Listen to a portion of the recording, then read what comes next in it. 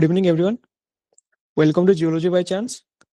Today we are going to discuss the numericals of mineralogy. Okay, आज हम mineralogy का numerical को discuss करने वाले हैं, ठीक है? So let's start करते हैं आज का क्लास. पहले numerical की तरफ चलते हैं. Okay.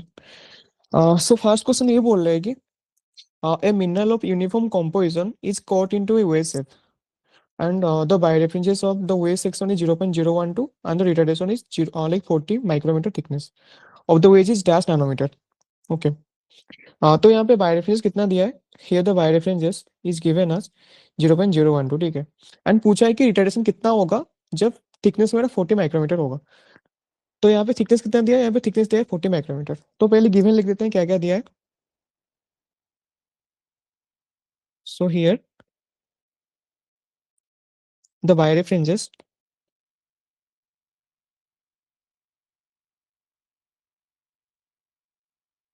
is given as 0.012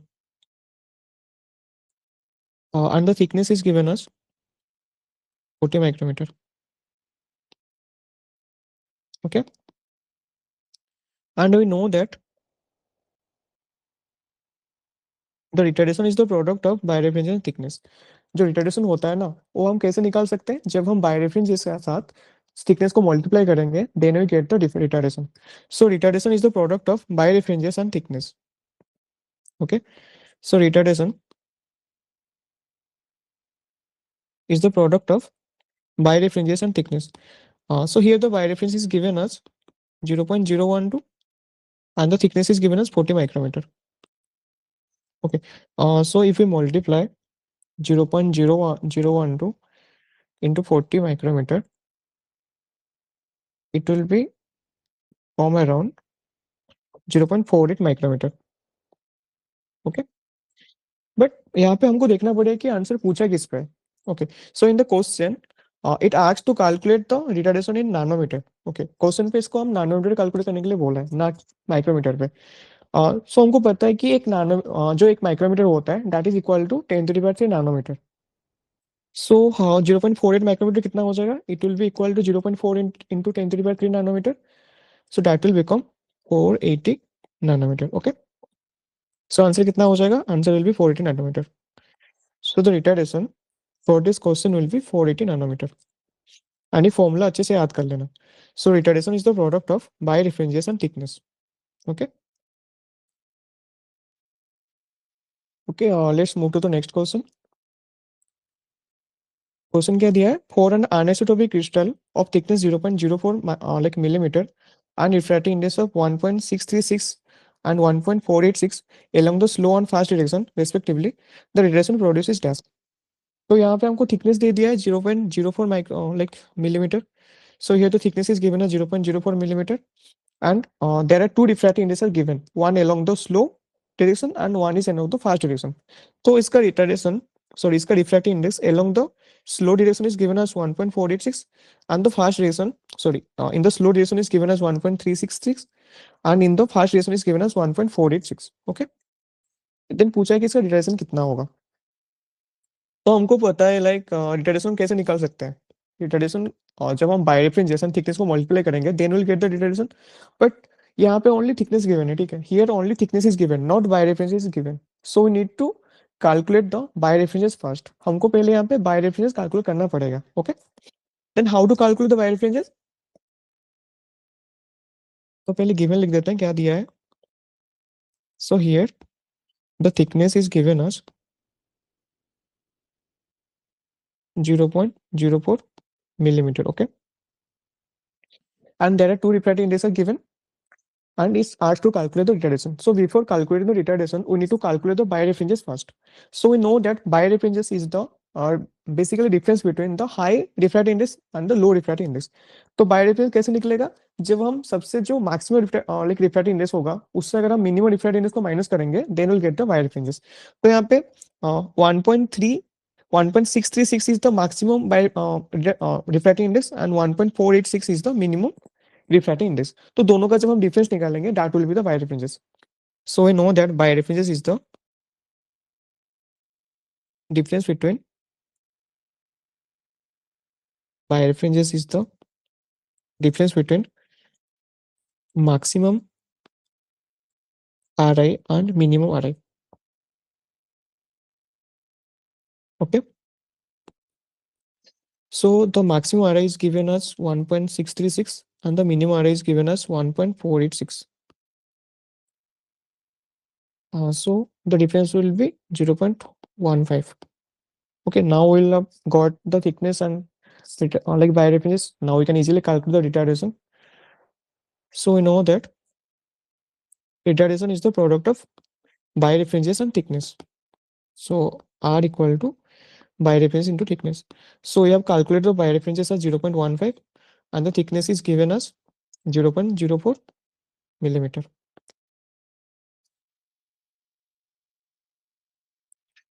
So the retardation will become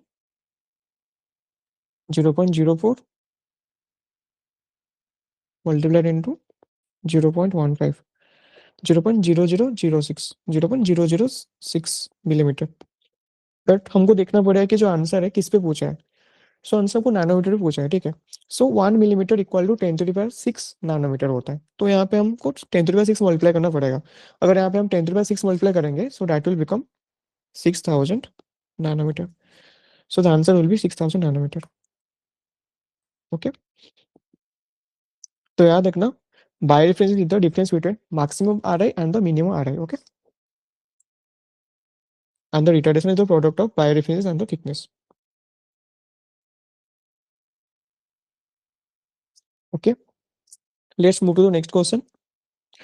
Next question क्या दिया है देखते हैं. So here, the retardation of the uniaxial negative mineral of thickness 0.03 millimeter is 5.60 nanometer in its principal section of indicatrix.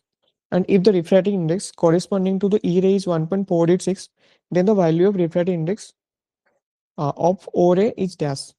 Okay. तो यहाँ पे हमको given क्या दिया है. यहाँ पे retardation एक 0.03 मिलीमीटर थिकनेस के लिए दिया है 5.60 नैनोमीटर. ठीक है. एंड बोला है कि अगर इसका आर आई ई रे का 1.486 होगा तो इसका ओ रे का आर आई कितना होगा. मतलब हमको यहाँ पे ये ओमेगा कैलकुलेट करने के लिए बोला है. ठीक है. तो देखो यहाँ पे हमको रिटार्डेशन गिवन दिया है एंड हमको यहाँ पे थिकनेस गिवन दिया है. तो रिटार्डेशन और थिकनेस हम क्या निकाल सकते हैं. हमको पता है कि retardation is the product of birefringence and thickness. तो यहाँ पे रिटार्डेशन दिया है थिकनेस दिया है. राइट. तो यहाँ पे हम रिटार्डेशन और थिकनेस का यूज करके we can calculate the birefringence fast. उसके बाद यहाँ पे ई रे का आर आई दिया है. ठीक है.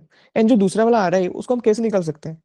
हमको उसके लिए मतलब देखना पड़ेगा कि यहाँ पे कौन सा टाइप का मिनरल है. जो मिनरल है वो यूनिक्सल है कि बाइक्सल है. अगर यूनिक्सल है पॉजिटिव है कि नेगेटिव है. ठीक है. तो यहाँ पे बोला है कि जो मिनरल है वो यूनिक्सल नेगेटिव है. ठीक है. तो पहले हम यहाँ पे बायोडिफरेंस कैलकुलेट कर लेते हैं. ठीक है. पहले गिवन लिख देते हैं. So here the thickness is given as 0.03 millimeter and the retardation is given as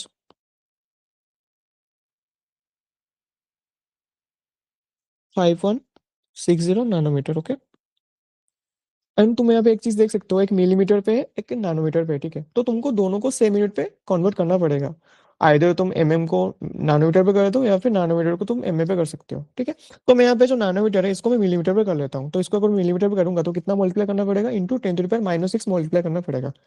सो ये जो नैनोमीटर है कितना हो जाएगा फिर दैट विल बिकम 0.00516 मिलीमीटर हो जाएगा. ठीक है. अब दोनों सेम यूनिट पे कन्वर्ट हो गए तो अब इजीली हम कैलकुलेशन कर सकते हैं. ठीक है. सो हमको पता है retardation equal to biodifferences into thickness.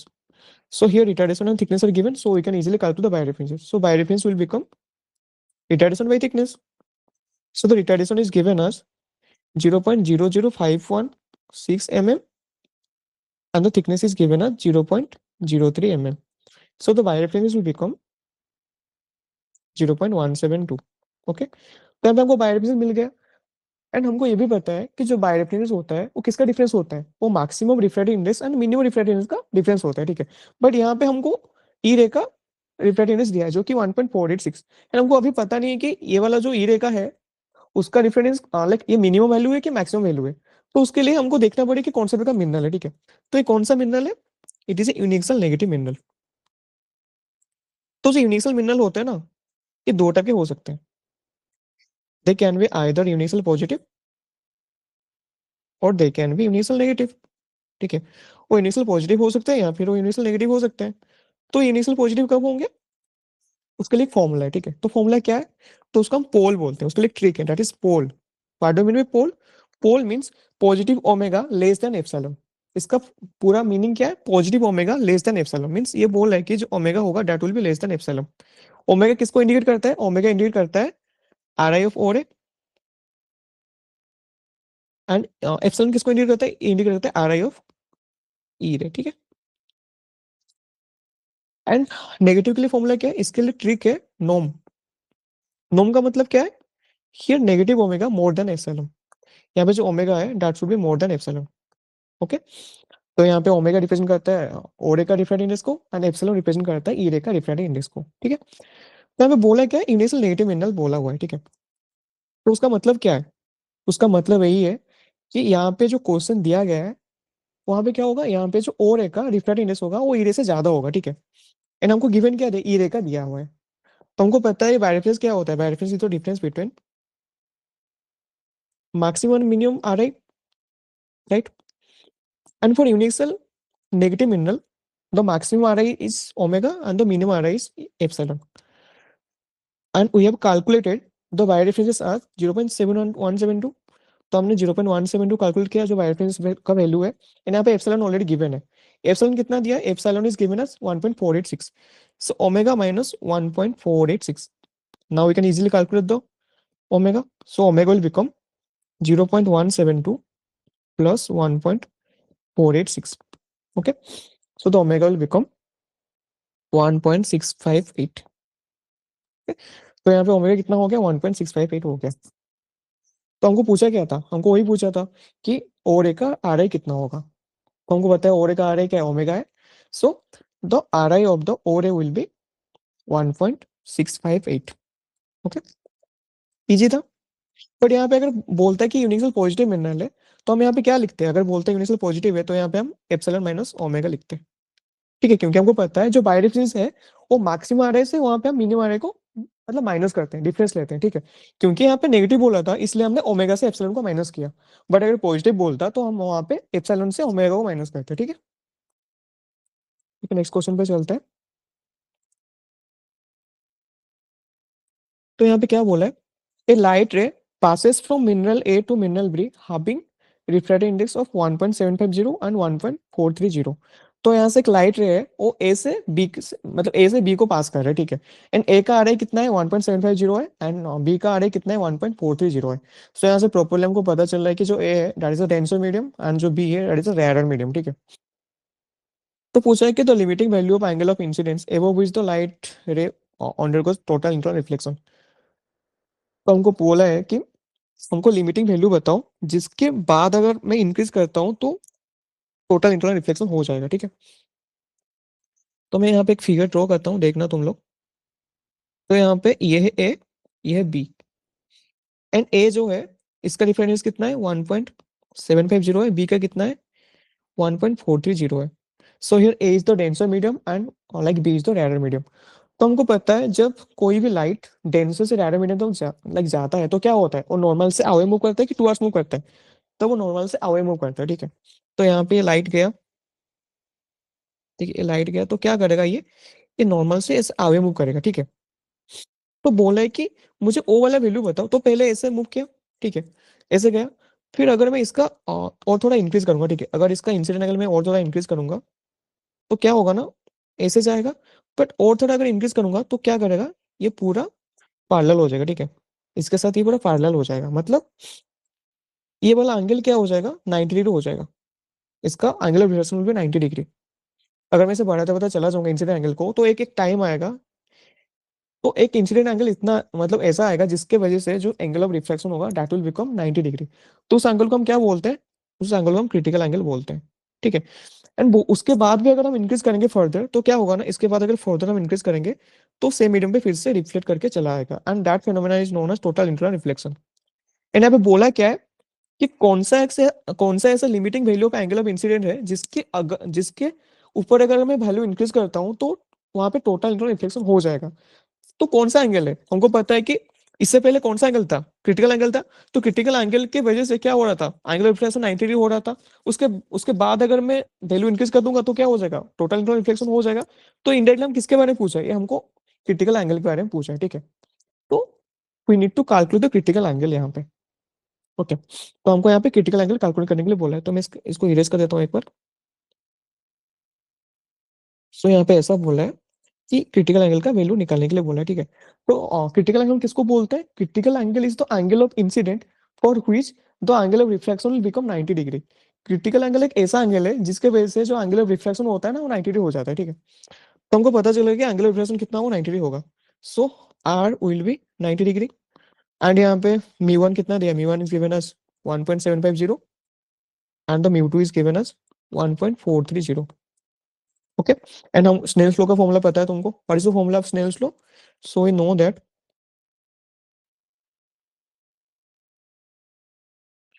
Sign of I divided by sine of R equal to μ2 by μ1, ठीक है। अगर और भी तुमको लाइक मतलब और भी चाहिए रिलेशन, तो इसको हम v1 में v2 भी लिख सकते हैं, और इसको हम λ1 में λ2 भी लिख सकते हैं, ठीक है। बट ये तो हमको नहीं चाहिए, हमको बस μ1 में μ2 चाहिए, ठीक है। इसको मैं एडिशनली लिख देता हूँ यहाँ पे, इसका कोई जरूरत नहीं है अभी, ठीक है। सो साइन आई हमको कैलकुलेट करना है, एंड आर कितना दिया है, आर दिया 90 degree, so sine 90 equal to μ2 कितना दिया, μ2 is given as 1.430 and μ1 is given as 1.750।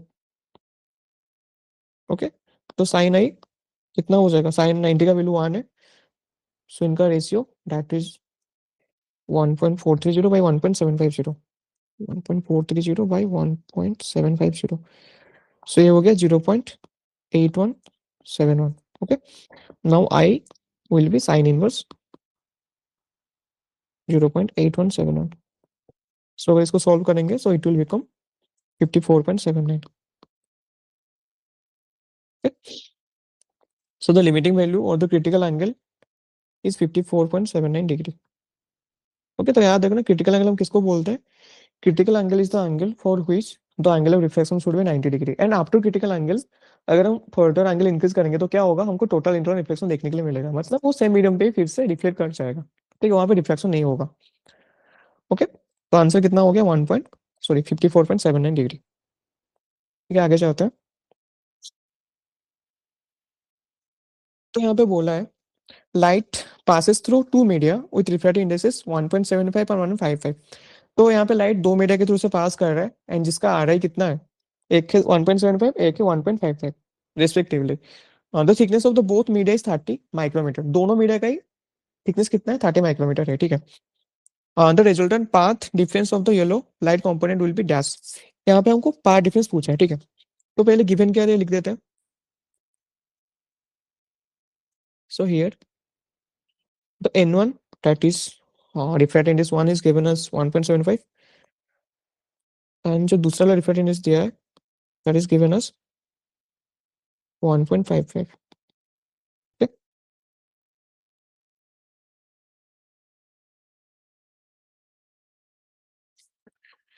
And here the thickness is 30 micrometer for both the media, दोनों का ही थिकनेस सेम है, दैट इज 30 माइक्रोमीटर गिवन दिया है, ठीक है।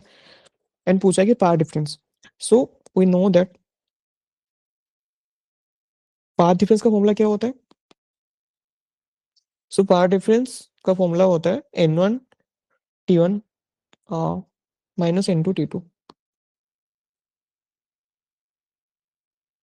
सो पाथ डिफरेंस का फॉर्मूला होता है n1 t1 minus n2 t2, ठीक है, ये चीज याद रखना। तो यहाँ पे n1 क्या है, n1 n2 these are the refractive indexes and t1 t2 these are the thicknesses. Okay, तो थिकनेस तो सेम है, n1 कितना है 1.75 इंटू 30 माइनस 1.55 इंटू 30, या फिर तुम डायरेक्टली लिख सकते हो like 1.75 minus 1.55 into 30 micrometre. Okay, क्योंकि कॉमन जाएगा, t1 t2 सेम है, so we can take that as a common into 30 micrometre. Okay, so इसको अगर सॉल्व करेंगे so it will become 0.2 into 30, it's 6। Okay, तो 6 माइक्रोमीटर आएगा। सो इसका पार्ट डिफरेंस पूछा था, तो पार्ट डिफरेंस का आंसर कितना होगा, 6 माइक्रोमीटर होगा, ठीक है। So the answer will be 6 micrometer. Okay, देखो यहाँ पे पार्ट डिफरेंस पूछा है इसलिए 6 माइक्रोमीटर होगा, बट अगर यहाँ पे फेज डिफरेंस पूछता, ठीक है, तो क्या होता। सो फेज डिफरेंस का फॉर्मूला क्या होता है, formula phase difference. So the phase difference equal to 2 pi by lambda into part difference. तो फेज डिफरेंस का फॉर्मूला क्या होता है, 2 pi by lambda into part difference होता है, ठीक है। तो यहाँ पे 2 × 3.14 बाय लैम्डा कितना दिया है, lambda is given as 589 nanometer. को अगर हम करेंगे कन्वर्ट तो ये 0.589 माइक्रोमीटर हो जाएगा, into part difference given as 6 micrometer. तो माइक्रोमीटर माइक्रोमीटर कैंसिल आउट। सो 2 × 3.14 divided by 0.589 multiplied into 6. So it will become 0. Will become 0.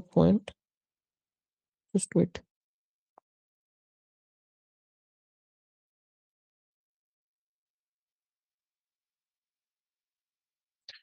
It's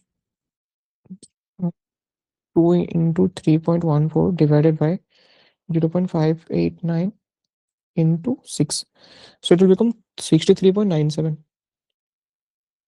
Okay. तो फेज डिफरेंस कितना आया, 63.97 आया। So you can say it is equivalent to 64.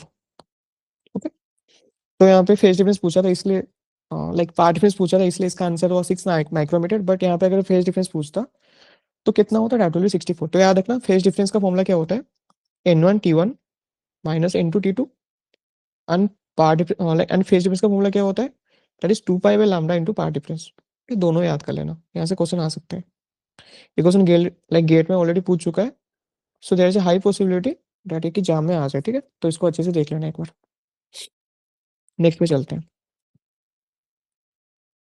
Okay, तो यहाँ पे क्या बोला है, what are the Miller indices of a plane that intercept each of the crystallography axis like at x, y and z at 20 angstrom।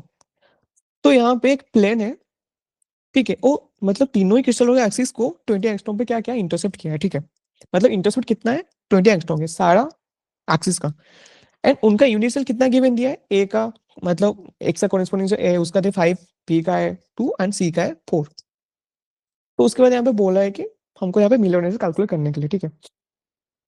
तो यहाँ पे पहले गिवन लिख देते हैं। So here the intercept is given 20 angstrom for all X Y and Z, ठीक है। And यहाँ पे ये यूनिट सेल कितना दिया है, unit cell is given as 5, 2 and 4 angstrom, ठीक है। 5 4 it is for like A, it is for B, it is for C, ठीक है। तो हमको यहाँ पे मिलर इंडेक्सेस कैलकुलेट करने के लिए बोल रहा है। So how to calculate the Miller indexes if the intercept and unit cell are given. उसका फॉर्मूला क्या होता है, so remember that, so we know that the Miller indexes is the ratio between like unit cell by intercept, ठीक है। इसका formula क्या होता है, we know that Miller indices is the ratio between Miller indices the ratio between unit cell by intercept, okay। तो intercept तो सबका 20 angstrom है, बाकी यूनिट सेल सबका अलग अलग है, ठीक है। So I can write as 5/20 and 2/20 and 4/20, okay. तो ये कितना हो जाएगा, it will become 1/4, it is 1/10 and it is 1/5, okay. तो अगर ये होल नंबर होता है, ठीक है, ये फ्रैक्शन में नहीं होता तो आंसर यही होता है, but it is not in whole number, it is in fraction. So we have to like convert this into a whole number. तो हमको इसको होल नंबर में कन्वर्ट करना पड़ेगा, तो कैसे करेंगे, बाय टेकिंग एलसीएम। तो इसका एलसीएम कितना होगा, 20। सो 20 सबको मल्टीप्लाई करना पड़ेगा। सो 1/4 into 20, 1/10 into 20 and 1/5 into 20।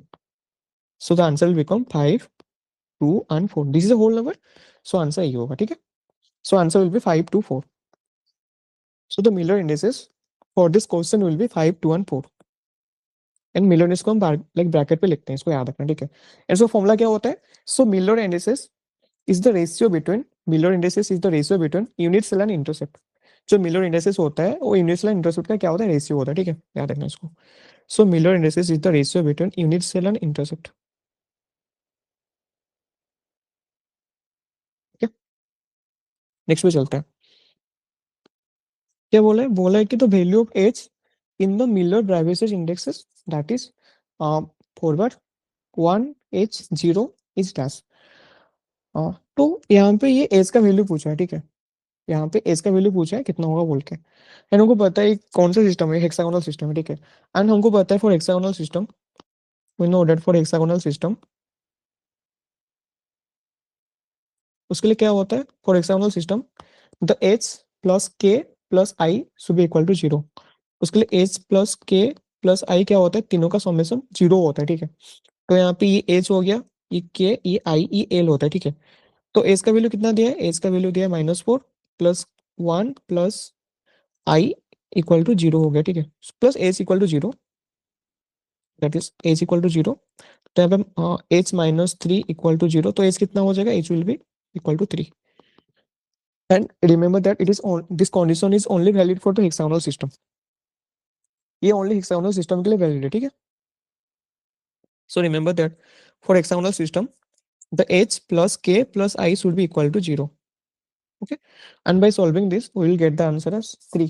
so यहाँ पे h कितना आया, 3 आया, okay?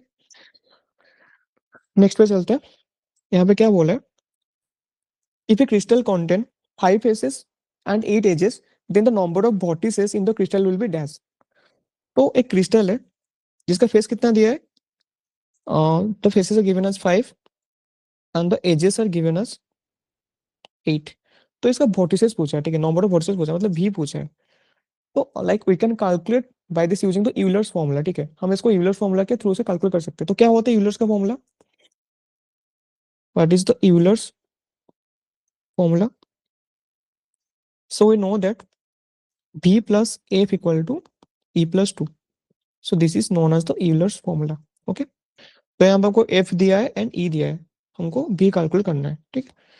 So v plus 5 equal to 8 plus 2। So the v will be become 10 minus 5, that is 5। तो आंसर कितना आएगा, 5 होगा, ठीक है। So the number of vertices in the crystal will be 5। तो इसका नंबर ऑफ वर्टिसेस कितना हो जाएगा, 5 हो जाएगा, ठीक है। नेक्स्ट पे चलते हैं।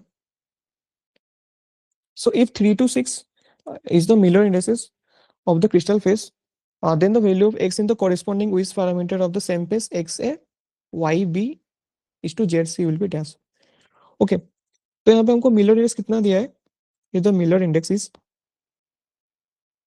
Given us 3 to 6। तो यहाँ पे मिलर इंडेक्स कितना दिया है, 3 to 6 दिया है, ठीक है। एंड पूछा है कि लाइक एक्स कॉरेस्पॉन्ड इसका विस पैरामीटर कितना होगा।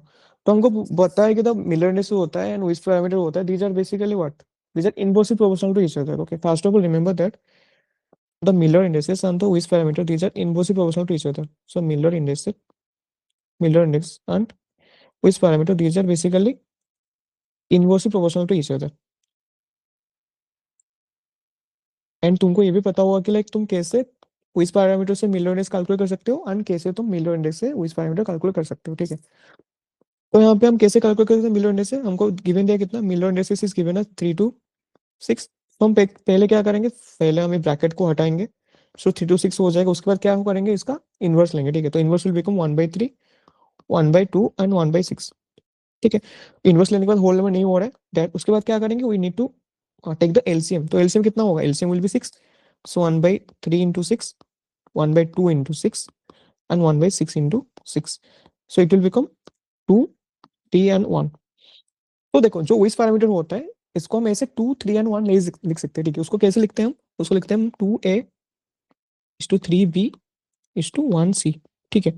पर यहाँ पे एक्स वाई, ये जो मतलब ए के साथ क्या है एक्स है, वाई के साथ बी के साथ क्या है वाई है, एंड जेड के साथ सी है। तो ये एक्स का वैल्यू हो गया, ये वाई का वैल्यू हो गया, ये जेड का वैल्यू हो गया। पूछा किसका वैल्यू है, ये पूछा एक्स का वैल्यू कितना होगा। सो एक्स का वैल्यू कितना आया, यहाँ पे 2 आया। So value x will be 2, ठीक है। तुम ऐसे कैलकुलेट कर सकते हो, ठीक है। So here the answer will B 2। है ना, देखना जो मिलर इंडेक्स होता है एंड जो विच पैरामीटर होता है these are basically inversely proportional to each other, okay. Next पे चलते हैं। यहाँ पे क्या बोला है, a crystal has lattice parameters of a is to 4, A equal to that A is 4.26 angstrom and B 10 angstrom and C of 3.44 angstrom. तो इसका यूनिट सेल या फिर लैटिस पैरामीटर गिवन दिया है, ठीक है, एंड इसका इंटरसेप्ट भी दिया है, that is A B and C axis at 2.13, 10 angstrom and 1.72 angstrom, and उसका मिलर इंडेक्स पूछा है। तो इस टाइप का क्वेश्चन हम ऑलरेडी सॉल्व कर चुके हैं। तो उसका फॉर्मूला क्या था, what was the formula of Miller index, that is unit cell by intercept, ठीक है। तो पहले गिवन लिख देते हैं क्या क्या दिया है। So here the unit cells और the lattice parameter those are given us 4.26, 10 angstrom and 3.44 angstrom, okay, and the intercepts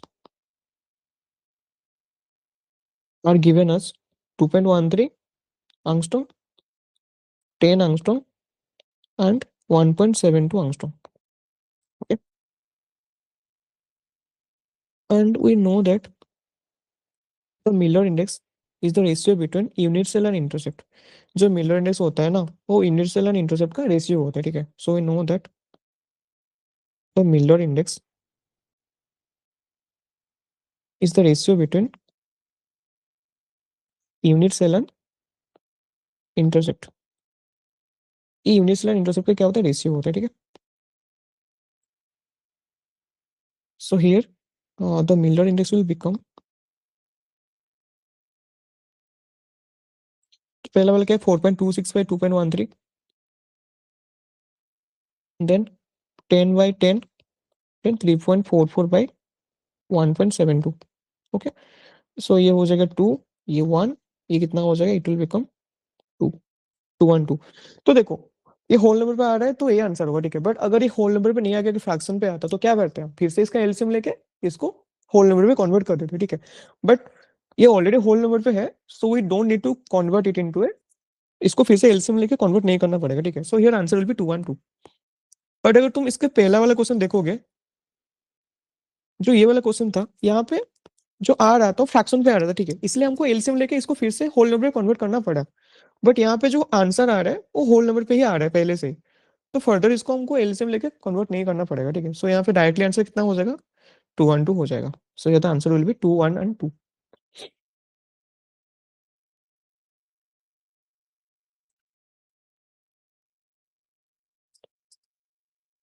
next पे चलते हैं, ओके। यहाँ पे क्या बोला है, an X-ray beam of wavelength lambda equal to 1.541 that incident on a cubic crystal having lattice spacing of 4 angstrom.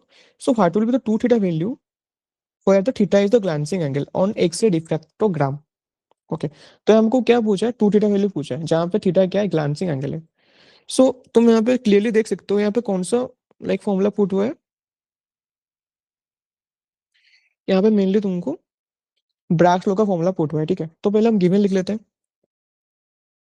So here the lambda is given as 1.541 angstrom and the lattice spacing that is d, or you can say lattice spacing, or d is given as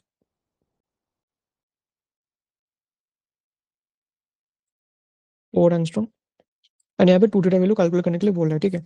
and यहाँ पे like कितना order का है वो हमको given नहीं दिया है, ठीक है। सो अगर जहाँ भी गिवन नहीं देता है वहाँ पे हम उसको फास्ट ऑर्डर करके ले लेते हैं, ठीक है। सो यहाँ पे n, let n equal to first order n equal 1 ले लेते हैं, ठीक है।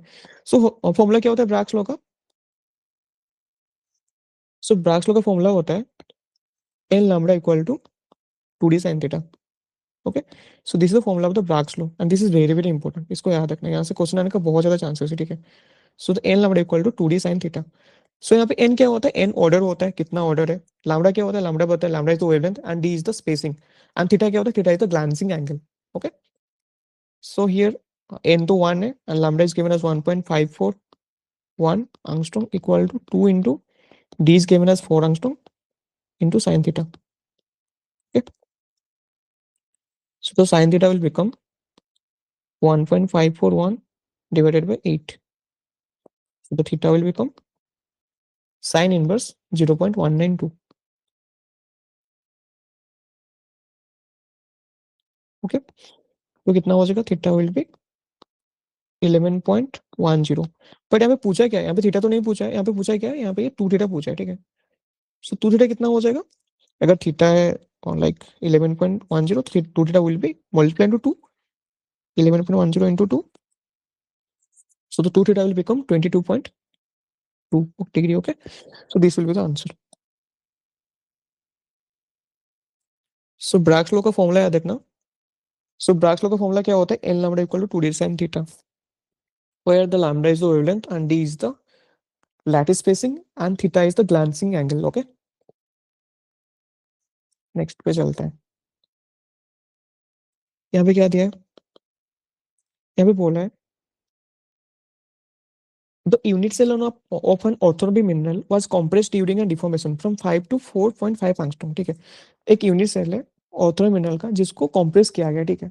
तो उसका डिफॉर्मेशन हो गया, पहले 5 था और 4.5 हो गया along the c axis with the other two dimension remaining unaffected। दूसरा जो डिमेंशन है वहां पे अफेक्ट नहीं किया, बस सी एक्सिस के along ही इसका डिफॉर्मेशन हुआ। देन बोला है कि the absolute value of the shift in the position, तो कितना शिफ्ट हुआ है पोजीशन का, ऑफ द 0.001 पीक इन इस XRD pattern is dash 2 theta degree. ठीक है, यहाँ पे 2 थीटा डिग्री पूछा है, मतलब कितना शिफ्टिंग हुआ है बोल के पूछा है। ठीक है, तो देखो यहाँ पे जो 5 एंड 4.5 है, जो 5 है वो बिफोर डिफॉर्मेशन था, जो 4.5 है that is become after deformation. Okay, वो क्या है, बेसिकली स्पेसिंग का वैल्यू है। जो बिफोर डिफॉर्मेशन था, डिफॉर्मेशन से पहले 5 एंगस्ट्रॉम था, जो जो स्पेसिंग लैटिस था, पर उसके बाद कितना हो गया, डिफॉर्म होकर 4.5 हो गया। ठीक है, तो यहाँ पे मेनली डी का डिफॉर्मेशन हुआ है, तो थीटा का भी डिफॉर्मेशन हुआ होगा, उसका भी शिफ्टिंग हुआ होगा। तो ये बोला है कि जब उसका डी में चेंजेस हो रहा है तो उसका लाइक थीटा पे कितना शिफ्ट हो रहा है उसके बारे में यहाँ पे पूछा है। ठीक है, एंड यहाँ पे लैम्डा कितना दिया, lambda is given as 1.45418 angstrom. तो पहले गिवन लिख देते हैं। So here the lambda is given as 1.5418 angstrom and the D1 that is the before deformation spacing कितना था, 5 एंगस्ट्रॉम था, and after deformation D2 that will become 4.5 angstrom हो गया। ठीक है, तो हमको लाइक मैं यहाँ पे लिख देता हूँ, ये था before deformation, so it was before deformation and it was after deformation। okay, ये deformation के बाद हुआ है, this become after the deformation, D1 and D2।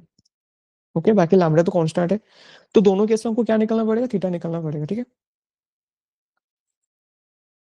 सो हमको पता है ब्रैग्स लॉ का फॉर्मूला क्या होता है, L lambda equal to 2d sin theta. So यहाँ पे डिफ्रैक्शन का ऑर्डर नहीं दिया है, सो हमको 1 लेना पड़ेगा, एंड लैम्डा दिया है that is 1.5418 equal to 2 into 5 into sine theta. Okay, तो साइन थीटा कितना हो जाएगा, sine theta will become 1.5418 divided by 10, so theta will become 1.5, that is 0 point sine inverse 0.15418, so it will become 8.87 degree। okay, or 86 degree, 8.86 degree। Similarly ये theta 1 हो गया, similarly हमको theta 2 निकालना पड़ेगा। ठीक है, सो सेम फॉर्मूला पुट करना पड़ेगा, that is n lambda equal to 2d sin theta, यहाँ पे n lambda equal to 2d1 sin theta था, थीटा 1 था, यहाँ पे n lambda equal to 2d2 sin theta 2। Okay, तो यहाँ पे sin थीटा 2 कितना हो जाएगा, that is 1.5418 divided by 2 into 4.5, that is 9। So 1.5418 divided by 9, that is 0.1713, 1713। So theta 2 will become 9.86। Okay, तो थीटा 1 कितना आ रहा था, थीटा 1 आ रहा था 8.86, थीटा 2 आया 9.86। तो शिफ्ट कितना हुआ है, तो पहले D1 था 5 एंगस्ट्रॉम, जब डिफॉर्मेशन के बाद D2 हो गया 4.5 एंगस्ट्रॉम। सिमिलरली थीटा 1 पहले कितना था, 8.86 था, डिफॉर्मेशन के बाद कितना हो गया, 9.86 हो गया। मतलब यहाँ पे थीटा का वैल्यू इंक्रीज हो रहा है, कितना शिफ्ट हुआ वो देखना पड़ेगा। तो शिफ्ट कितना हुआ, शिफ्ट कैसे पता चलेगा? हम जब थीटा 2 से थीटा 1 माइनस करेंगे, थीटा 2 कितना था? 9.86 था, ये था 8.86, तो कितना हो जाएगा? 1 डिग्री हो जाएगा, ठीक है। बट ये पूछा है कि 2 थीटा डिग्री कितना होगा, मतलब 2 थीटा में निकालने के लिए बोला है। ये तो थीटा का वैल्यू है, तो 2 थीटा कितना हो जाएगा? 2 theta will become 2 into 1 degree, so that will B 2 degree. तो कितना शिफ्ट हुआ है 2 थीटा में? 2 डिग्री शिफ्ट हुआ है, ठीक है। So the answer will B 2 degree. Okay, next पे चलते हैं। यहाँ पे क्या बोला है? The difference in number of faces in forms that is SKL and 111 in the holosymmetric class of the isometric system which dash.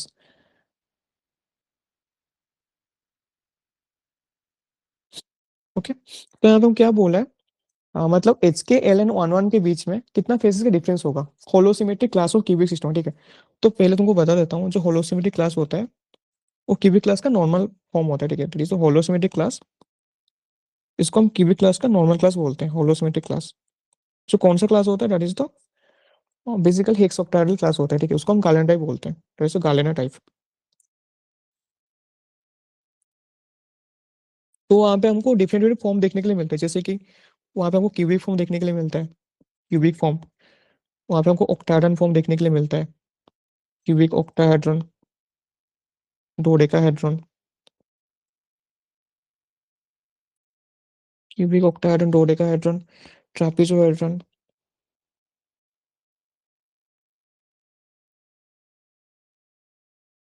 Trees octahedron, hexoctahedron, okay. The trees octahedron and hex octahedron. So these are the some forms we are basically getting in the holosymmetric class of the cubic system. Okay, तो ये जो cubic होता है, cubic form होता है, इसका मिलोनेसिस क्या होता है? इसका मिलोनेसिस होता है 100। ऑक्टाहेड्रन का होता है 111, डोडेकाहेड्रन का होता है 110, ट्रापेजोहेड्रन का होता है HLL, ट्रीस ऑक्टाहेड्रन का होता है HHL, एंड हेक्स ऑक्टाहेड्रन का क्या होता है? इसका होता है HKL। ओके, ये मैं होलोसिमेट्रिक क्लास ऑफ क्यूबिक सिस्टम का बात कर रहा हूँ, ठीक है। तो तुमको ये वाला याद रखना पड़ेगा कि किसका मिलोनेस क्या है एंड किसका कितना फेसेस है। सो क्यूबिक कितना फेस होता है? क्यूबिक का फेस होता है 6, ऑक्टाहेड्रन का होता है 8, डोडेकाहेड्रन का होता है 12, ट्रापेजोहेड्रन का होता है 24, ट्रीस ऑक्टाहेड्रन का होता है 24, एंड हेक्स ऑक्टाहेड्रन का होता है कितना? 48 होता है, ठीक है। यहाँ पे पूछा क्या है? यहाँ पे एचकेएल एंड 111 के बीच में बोला है, ठीक है। तो एचकेएल क्या होता है? HKL is the hexoctahedron and 11 is the octahedron. तो उनके बीच में डिफरेंस क्या हुआ फिर? हेक्सो लाइक एचकेएल क्या होता है? यहाँ पे डिफरेंस किसके बारे में पूछा? HKL minus one one one के बारे में पूछा, राइट। तो एचकेएल क्या है? HKL is the hexoctahedron, उसका कितना फेस होता है? 48 फेस होता है। And 111 is the Miller's of the octahedron, तो उसका कितना फेसेस है? 8 फेसेस है। तो डिफरेंस कितना हो गया फिर? तो डिफरेंस विल बी 40। तो 40 फेसेस हो जाएगा, ठीक है। लाइक लेट्स से यहाँ पे पूछता, यहाँ पे अगर पूछता है कि द डिफरेंस बिटवीन 110 एंड 111, तो कितना होता? 110 किसका है? डोडेकाहेड्रन का है, एंड 111 किसका है? ऑक्टाहेड्रन का है। तो उसका डिफरेंस होता 4। अगर बोलता है कि लाइक हेक्स ऑक्टाहेड्रन एंड डोडेकाहेड्रन या फिर एचकेएल माइनस 110, तो कितना होता? तो 36 होता। तो ये वाला टेबल पूरा याद कर लेना, यहाँ से क्वेश्चन आने का ज्यादा चांस है, ठीक है। So remember the whole forms of the holosymmetric class of the cubic system, ठीक है। ओके, नेक्स्ट पे चलते हैं। तो यहाँ पे बोला है the figure shows the intercept of the planet like plane HKL with the crystal of axis that is A, B, and C. The Miller indexes of the plane HKL is dash. तो यहाँ पे जो HKL है वो mainly ABC axis को intercept किया है, ठीक है। H किया है A एक्सिस को, K किया है B एक्सिस को, एंड L किया है C एक्सिस को। तो H A एक्सिस को कितने पे किया है? ये 1 है, ये 2 है, ठीक है। H किया है A एक्सिस को 2 में, K किया है B एक्सिस को, ये 1 है, ये 2 है, ठीक है। तो ये क्या हो गया? इसके बीच में 1.1 एंड 2 के बीच में क्या आता है? 1.5 आता है, तो ये 3.2, सॉरी 3/2, ठीक है। के किया है बी एक्सिस को 3/2 या फिर 1.5 बोल सकते हो, ठीक है। एंड एल किया है सी एक्सिस को, this is 1, this is 2 and 3, 3 पे। तो मैं यहाँ पे लिख सकता हूँ हियर इंटरसेप्ट कितना कितना है यहाँ पे? That is 2 and 3/2 and 3। तो इसका हमको क्या करना है, यहाँ पे मिलियन से कैलकुलेट करना है, ठीक है। तो कैसे कैलकुलेट कर सकते हैं, पहले हमको क्या करना पड़ेगा, इसका इनवर्स लेना पड़ेगा। इनवर्स कितना हो सके, इनवर्स विल बी 1/2, 2/3 एंड 1/3। उसके बाद क्या करना पड़ेगा, इसका एलसीएम लेना पड़ेगा। तो इसका एलसीएम कितना होगा, 6 होगा। सो 1/2 इंटू 6, 2/3 इंटू 6 एंड 1/3 इंटू 6। तो अब इसको सॉल्व कर देंगे तो आंसर निकल जाएगा मिलियन डिसेस। तो कितना हो जाएगा, इट विल बी 3 एंड ये 4 and 2. So the answer will be 3, 4 and 2. Okay, so this is the Miller index of the following question. ठीक है, तो इसका आंसर कितना आएगा, 3, 4, 2 हो जाएगा, ठीक है। बस देखना है कि लाइक कौन सा एक्सेस को कितने पे कट किया है, ठीक है।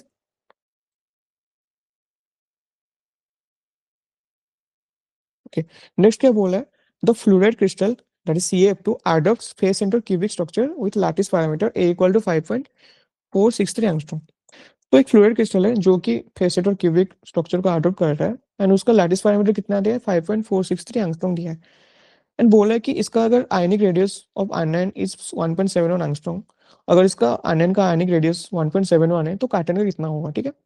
तो इसके लिए तुमको याद रखना पड़ेगा मेनली कि FCC के लिए रिलेशन क्या होता है between the lattice parameter and radius, BCC के लिए उनका रिलेशन क्या होता है, ठीक है। उसको तुमको याद रखना पड़ेगा पूरा, नहीं तो तुम नहीं कर पाओगे। Okay, so you need to remember the relationship between the lattice parameter and the ionic radius for the both FCC and BCC, ठीक है। तो मैं यहाँ पे लिख देता हूँ पहले FCC एंड BCC का फॉर्मूला क्या होता है, ठीक है।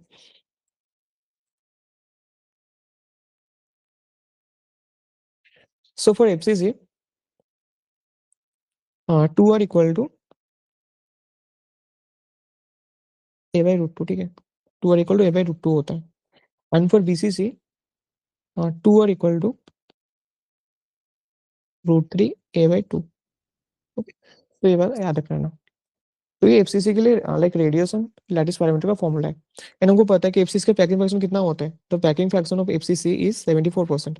इसका पैकिंग एफिशिएंसी कितना होता है FCC का, इसका पैकिंग एफिशिएंसी होता है 74%। And the packing efficiency of the BCC is 68%। and the packing efficiency of the BCC is 68%, ठीक है।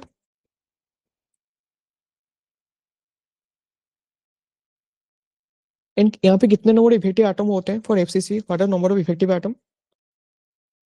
सो यहाँ पे कितने इफेक्टिव नंबर ऑफ एटम्स होते हैं for FCC, so the number of effective atoms for FCC is 4 and the number of effective atoms for BCC is 2। And simple cubically एक होता है, ये भी याद रखना, ठीक है। So the number of effective atoms for FCC is 4 and the effective number of atoms for BCC is 2। इसका और एक फॉर्मूला होता है डेंसिटी का, ठीक है। इसका और एक फॉर्मूला होता है किसका, डेंसिटी का। तो उसका ही फॉर्मूला तो याद कर लेना,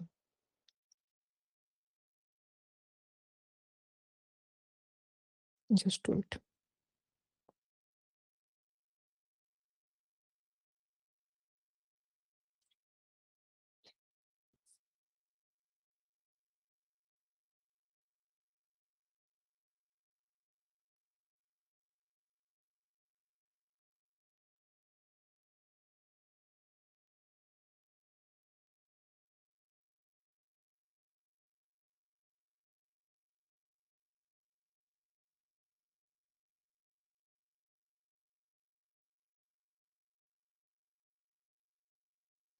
तो याद रखना डेंसिटी का फॉर्मूला क्या होता है ना, so formula of density is basically like mass by volume. Okay, mass by unit by volume. तो बट हम अगर क्रिस्टल लैटिस की बात करें तो इसका फॉर्मूला क्या होता है, that is atomic mass into n divided by Avogadro's number, ठीक है।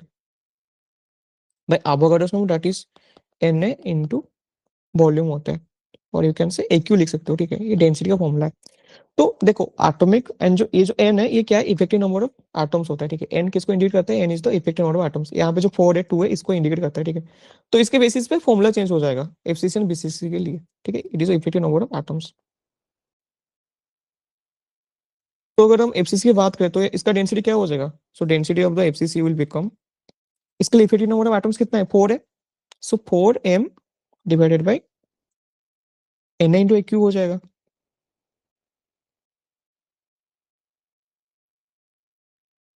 सिमिलरली बीसीसी के लिए कितना हो जाएगा, इसके लिए इफेक्टिव नंबर ऑफ एटम क्या है 2 है, तो यहाँ पे 2m by n into a cube हो जाएगा, ठीक। So this is the formula of density. तो जितना भी इंपॉर्टेंट है एफसीसी एंड बीसीसी के रिलेटेड, मैं यहाँ पे तुमको बता दिया, ठीक है, तो ये याद कर लेना। तो पहला बता इनका लाइक रिलेशन क्या होता है between the lattice parameter and radius, then उसका पैकिंग एफिशिएंसी क्या होता है, इनफेक्टिव नंबर ऑफ एटम्स कितना होता है, एंड इसका डेंसिटी का फॉर्मूला क्या है, ठीक है। तो फिर क्वेश्चन की तरफ चलते हैं मेनली। तो यहाँ पे हमको क्वेश्चन पे गिवन क्या दिया था। So in the question the lattice parameter A is given as 5.463 angstrom. So the here A, that is lattice parameter, is given as 5.4. Okay, just wait. 5.463 angstrom.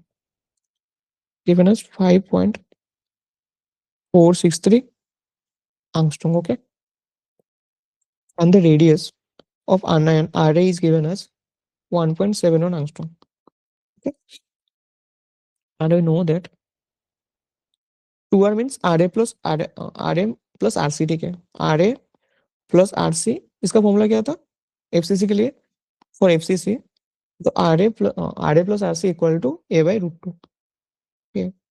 तो यहाँ पे आर ए कितना दिया, r a given as 1.71 angstrom plus r c equal to a is given as 5.463 angstrom by root two. So r c कितना हो जाएगा, r c will become it is 5.463 divided by root two is 1.414 is 3.86. So 3.86 minus 1.71 angstrom. So RC will become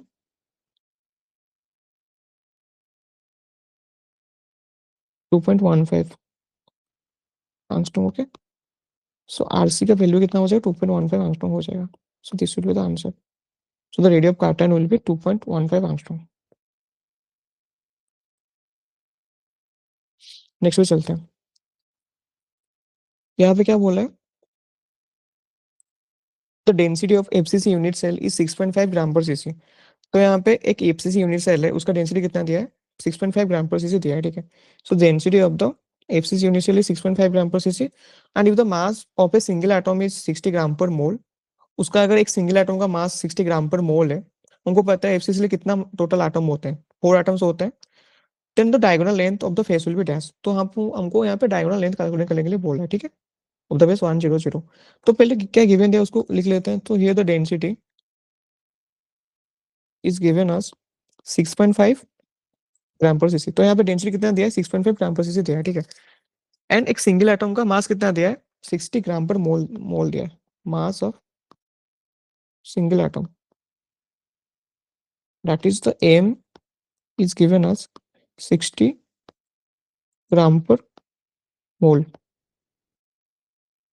तो यहाँ पे इसको diagonal length calculate करने के लिए बोला है, along with the Na, that is Avogadro's number is given as 6.022 into 10 to the power 23। सो हमको पता है, so we know that density equals to किसके लिए, एफसीसी के लिए डेंसिटी का फॉर्मूला क्या होता है, 4m divided by Na into a cube होता है, राइट, जो कि वॉल्यूम है। ए क्यूब क्या है, ये वॉल्यूम ही तो है ना, इंटू वॉल्यूम। सो यहाँ पे हमको लाइक डेंसिटी गिवन दिया है, ठीक है, हमको पहले वॉल्यूम चाहिए। वॉल्यूम से क्या ए निकलेगा, ए से डायगोनल लेंथ निकलेगा।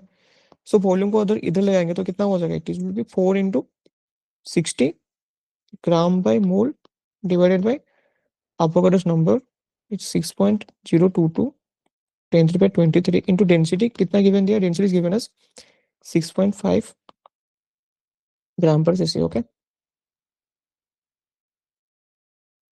It is A cube, it will become 4 into 60 divided by 6.022 into 6.5, that's 6.131, 6.1313 into 10 to the power minus 23, ठीक है। इतना सेंटीमीटर क्यूब है, तो इसको तो ए कितना हो जाएगा, इसका रूट ओवर हो जाएगा।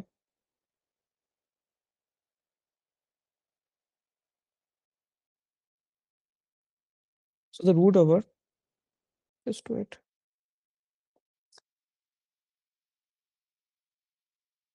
so the root over of this will become 3.94 into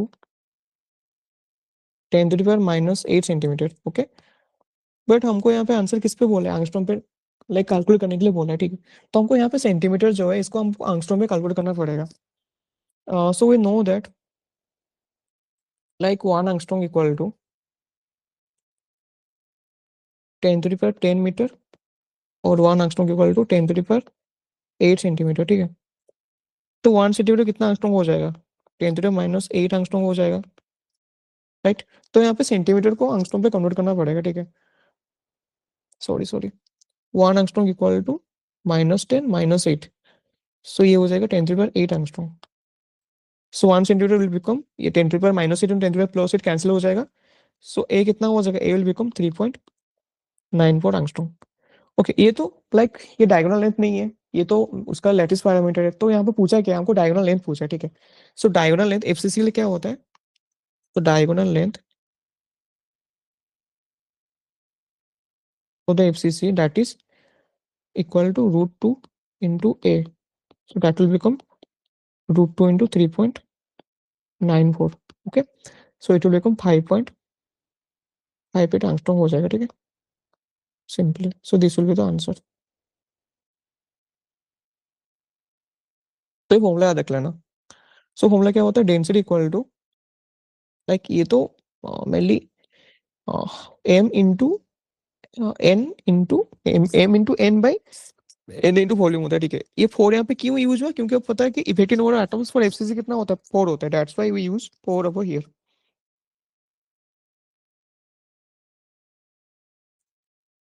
okay, next पे चलते हैं। यहाँ पे क्या दिया है, हाँ, so if the angular aperture of a 20x objective is 46 degree, तो एंगुलर अपर्चर कितना गिवन दिया है, so angular aperture AA that is given as 46 degree. Okay, okay, 20 is objective.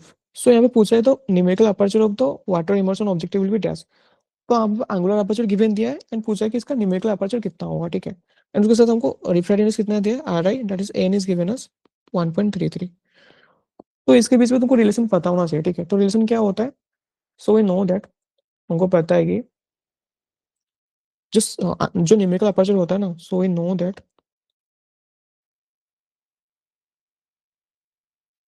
The numerical aperture equal to n into sine angular aperture by 2। जो numerical aperture होता है वो हम कैसे कैलकुलेट करते हैं, जब n sine angular aperture by 2 करेंगे then will get the numerical aperture, ठीक है। तो यहाँ पे लाइक हमको एंगुलर अपर्चर ऑलरेडी गिवन है एंड हमको यहाँ पे रिफ्रैक्टिव इंडेक्स भी गिवन है, so we can just need to put the value in the formula, then we'll get the answer. So n is given as 1.33 into sine 46/2 that is 23 degree. Okay, और अगर इसको solve करेंगे सो answer will B come around 0.52। So this will be the answer. So the numerical aperture will be 0.52. Okay, so remember that the numerical aperture is equal to n into sine angular aperture by 2. Okay, and एक d का भी formula होता है, उसको भी याद रखना, d equal to lambda divided 2 into numerical aperture होता है, ये भी फॉर्मूला होता है, ठीक है, इसको भी याद कर लेना। नेक्स्ट पे चलते हैं। यहाँ पे क्या बोला है, बोला है कि तो weight loss during the conversion of 1 mole of gypsum to anhydrite is dash percentage. So atomic weights of Ca is 40, S is 32 and oxygen is 16 and H is 1।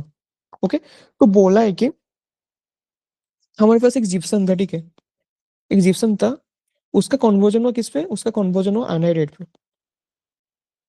So gypsum is basically converted to a anhydrite. तो जब gypsum anhydride पे convert हुआ तो वहां पे कितना weight loss हुआ उसके बारे में पूछा है, ठीक है। तो उसके लिए हमको जानना पड़ेगा कि लाइक जिप्सम का वेट कितना था एंड एनहाइड्रेट का वेट कितना हुआ, उसके बाद हम निकाल सकते हैं, right. So we know that gypsum का फॉर्मूला क्या होता है, उसके लिए पहले इनको फॉर्मूला की जरूरत है। तो जिप्सम का फॉर्मूला क्या होता है, we know that gypsum is CaSO4 2H2O, and anhydrite का फॉर्मूला क्या होता है, it is basically CaSO4। Okay, तो पहले दोनों का वेट निकालना पड़ेगा। सो पहले वेट ऑफ जिप्सम निकाल लेते हैं। So weight of gypsum that is Ca का कितना है, Ca is given as 40 plus S is 32 plus oxygen 16 into 4 64 plus 2H2O, right? H2O is 2 into 16 32. So 40 plus 32 plus 64 plus it's 16 into 2, that 32, and 4, that's 36.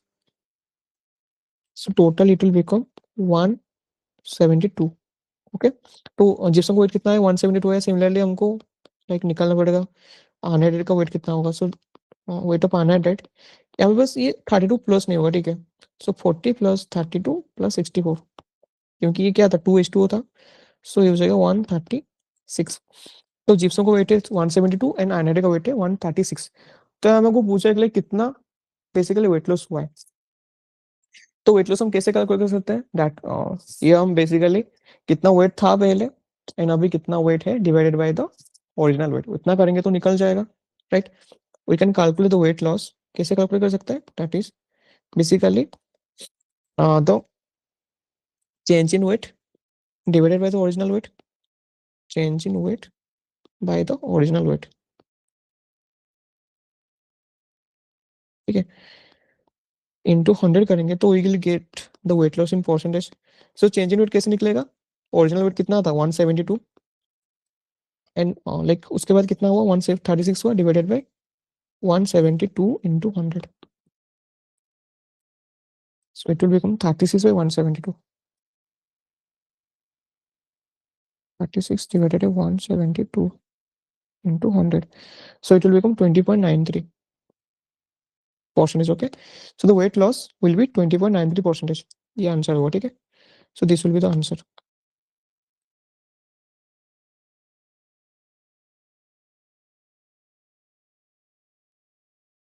Then next पे चलते हैं।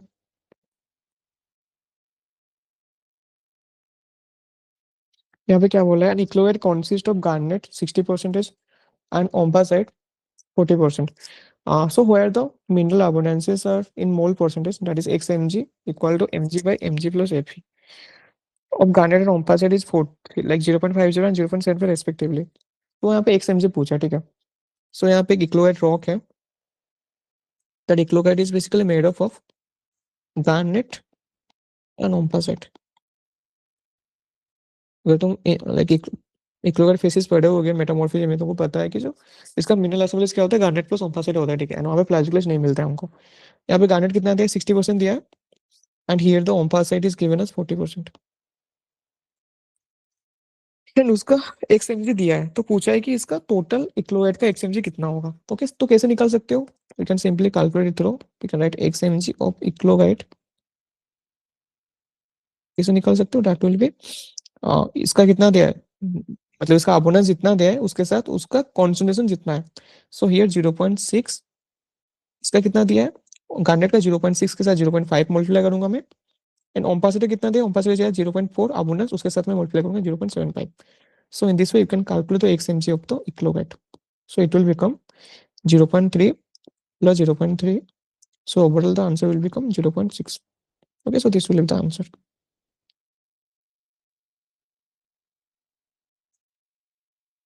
Okay, next पे चलते हैं।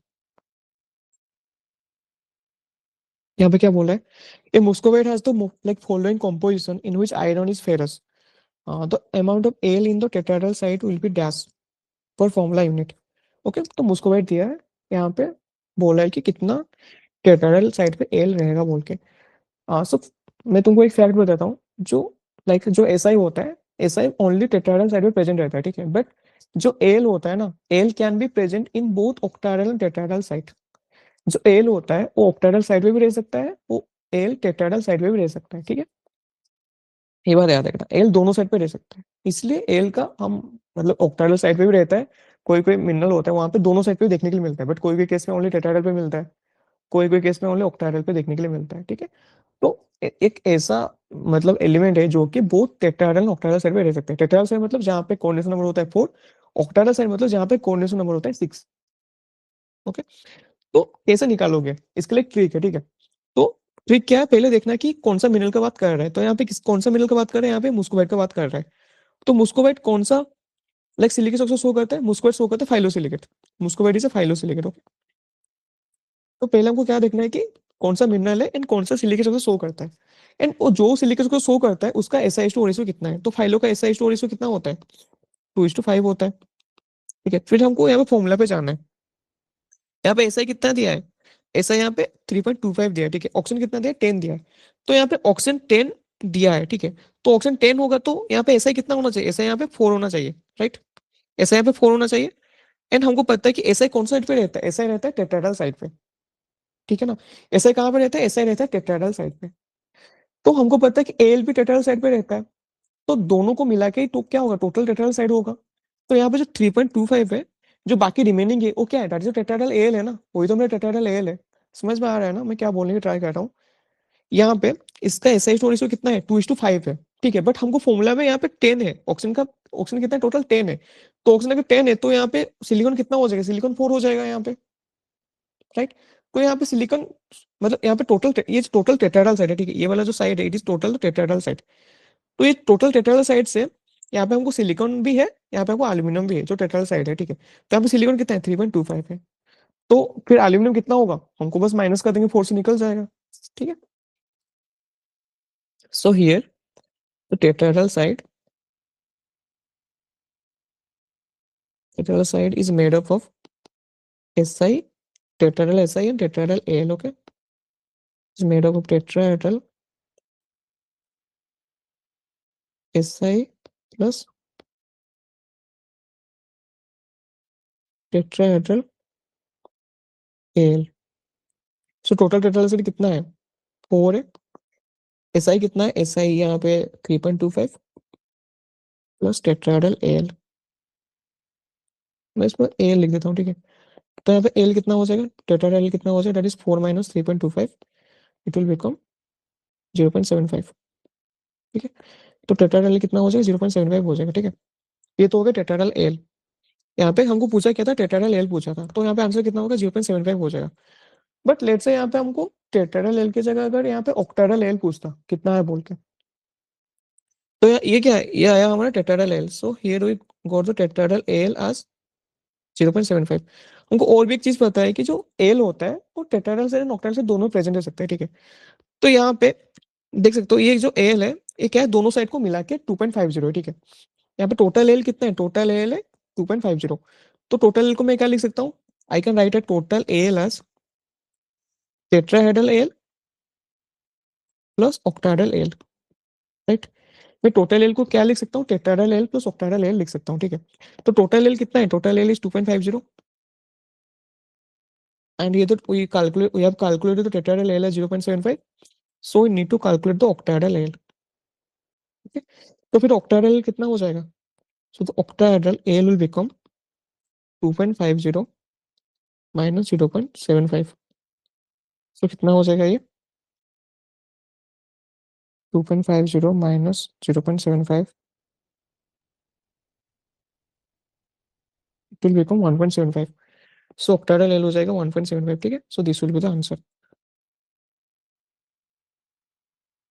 तो ऑक्टाहेड्रल एल विल बिकम 1.75।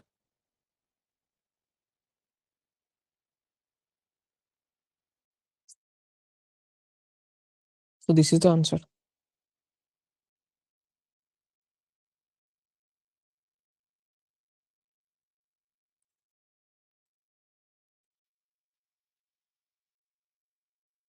सो तुम like ये trick को यूज करके इस टाइप का लाइक न्यूमेरिकल को तुम सॉल्व कर सकते हो, ठीक है। तो पहले देखना है कि कौन सा मिनरल दिया है एंड जो मिनरल दिया है कौन सा सिलिकॉन स्ट्रक्चर शो करता है, एंड जो सिलिकॉन स्ट्रक्चर शो करता है उसका एसआई रेशियो कितना है, एंड मेरे फॉर्मूला पे ऑक्सीजन कितना दिया है।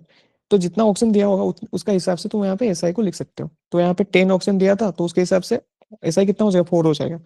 अगर 5 होता तो कितना 2 ही रहता है यहाँ पे, बट यहाँ पे ऑक्सीजन कितना दिया, 10 दिया है, ठीक है, उसके अकॉर्डिंग ये 4 हो गया। तो ये जो टोटल 4 है ये टोटल टेट्राहेड्रल साइड का है, ठीक है। यहाँ पे मतलब एल भी है एसआई भी है, दो टेट्राहेड्रल एल है टेट्राहेड्रल एसआई है। तो टेट्राहेड्रल एसआई तो लाइक ऑलरेडी गिवन है, ठीक है। तो टेट्राहेड्रल एल कितना कितना आ जाएगा फिर जब माइनस कर दूंगा वहां से, तो 3.25।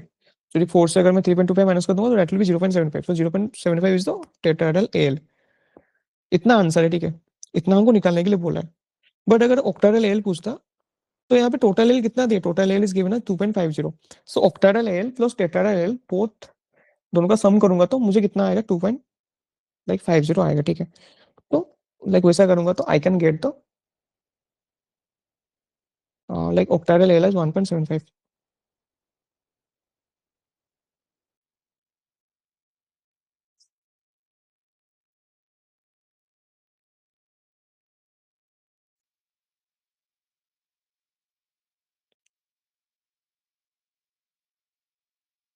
Just do it.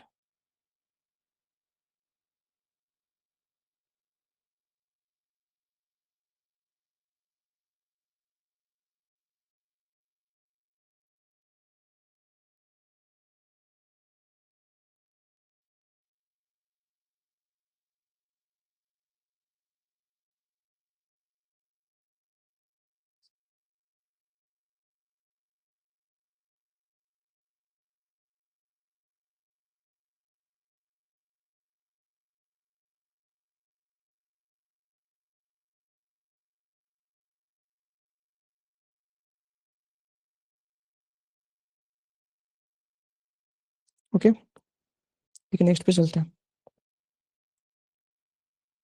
सो यहाँ पे बोला है the general formula of an amphibole mineral is like A021, B2, C5, T8, O22, and OH2, where A, B, C, and T are the cationic site with different coordination numbers are stated below.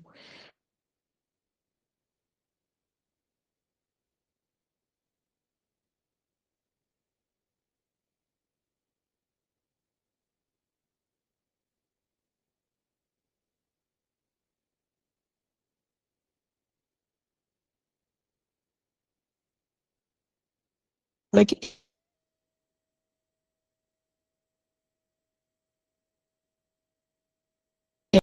Doubles का SS two ratio होता है 4:11। Doubles में कितना होता है, 4:11 होता है, ठीक है।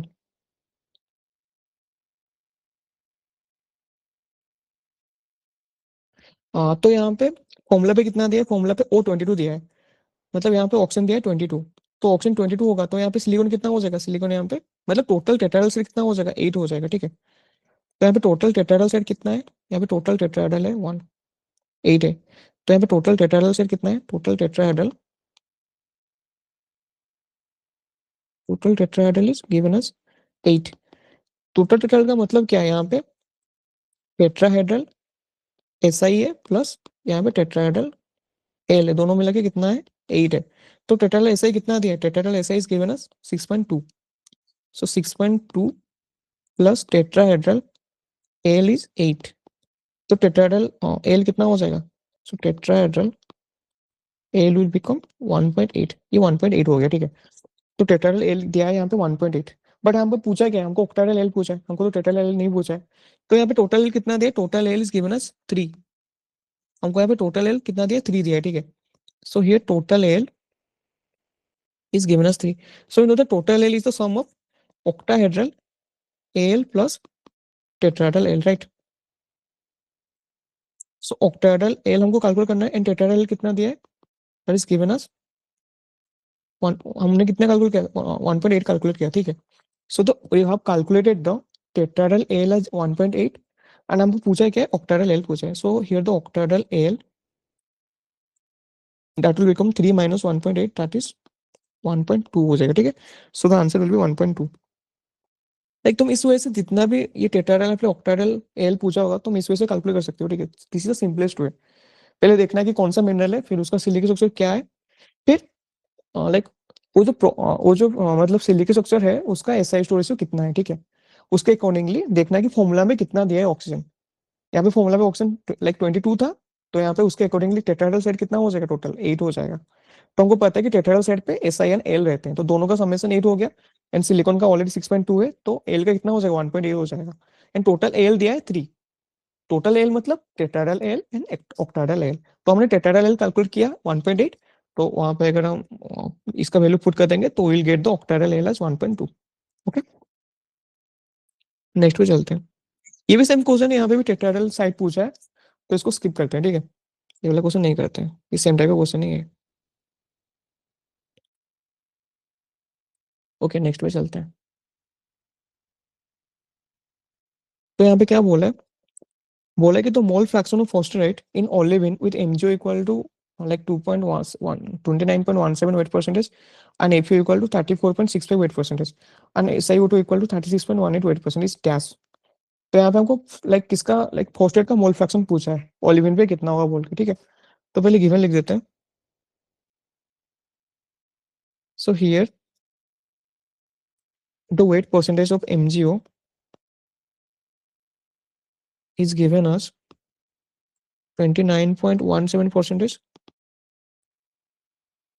and the weight percentage of FU is given as 34.65 percentage. Okay, and एक कहाँ पे है? ये बेसिकली फॉस्फेट पे है, ठीक है। तो लाइक बोला है टोटल, मतलब इसका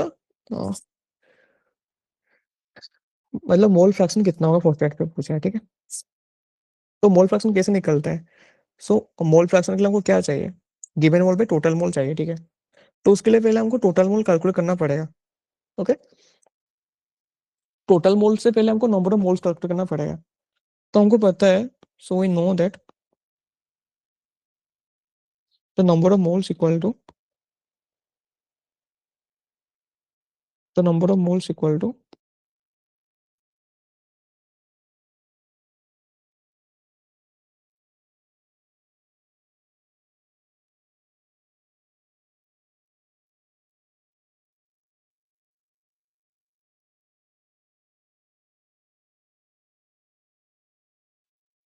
the number of moles equal to weight percentage by molecular weight. Okay, weight percentage by molecular weight.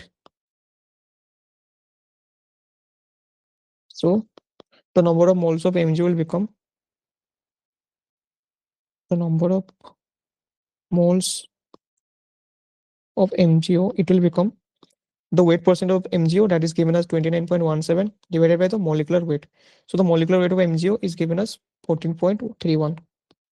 Okay, so the number of moles for MgO will become 0.7236. Similarly, we can calculate the number of moles for FeO.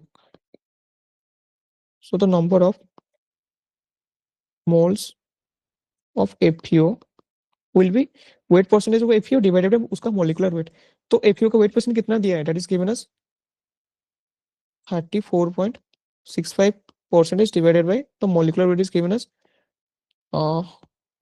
71.85। okay, so it will become 0.4825। Okay, then उसके बाद like हमको यहाँ पे number of moles मिल गया, तो यहाँ पे total मोल हम कैलकुलेट कर सकते हैं। So total moles will be like moles of MgO plus moles of FeO. So moles of MgO is given as 0.7236 plus the moles of FeO is given, we have calculated 0.4825. So together we'll get the total moles as 1.21। Total mole कितना हो जाएगा, 1.21 हो जाएगा, ठीक है। So now we'll can calculate the mole fraction of phosphate। Okay, so how to calculate the mole fraction of phosphate? We know that in phosphate only the moles of MgO is present। Okay, क्योंकि हमको phosphate पे FeO नहीं रहता है, ठीक है। तो हमको लाइक phosphate का टोटल पूछा है कि लाइक मोल फ्रैक्शन कितना होगा ओलिविन पे, ठीक है।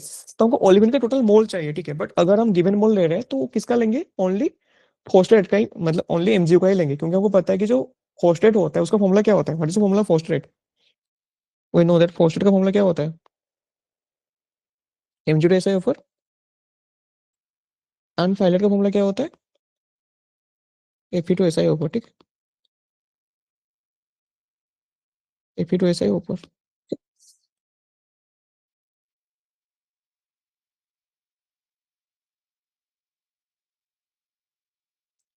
So now we can calculate the mole fraction of phosphate in olivine.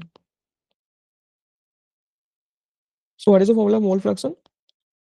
So formula of mole fraction is given mole by total mole.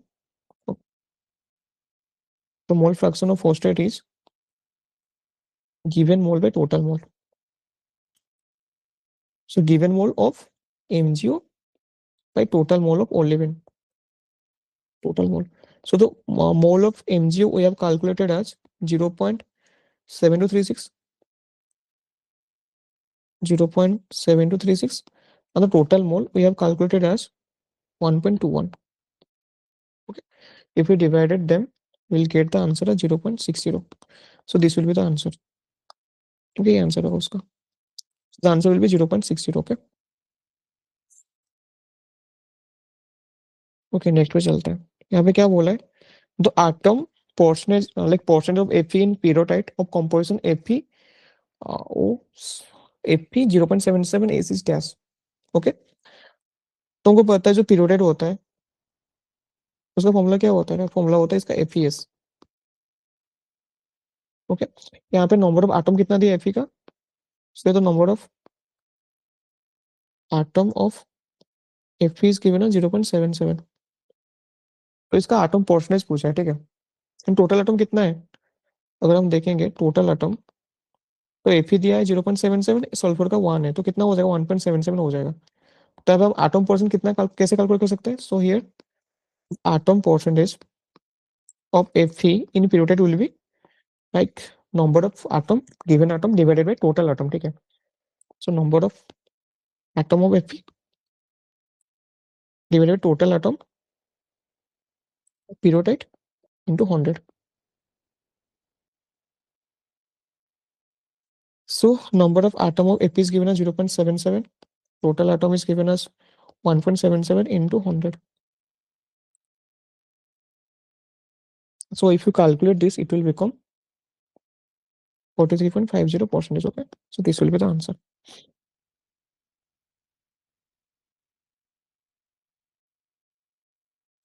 Remember that. Okay. So in this way, you can calculate the atom percentage of Fe in pyrrhotite.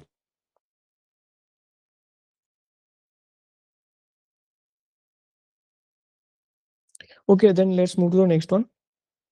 That is the core and rim composition of garnet are Fe 0.75, Ca 0.90, and Mn 1.35 into and Al2Si3O12, and the Fe 0.90, Ca 1.35 and Mn 0.75, Al2Si3O12 respectively.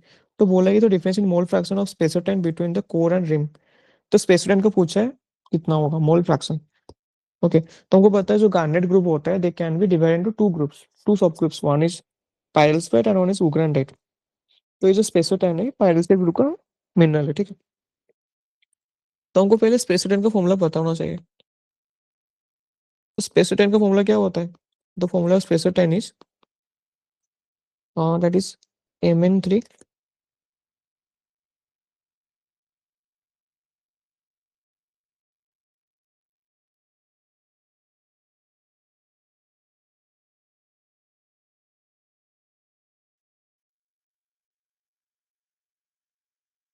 that is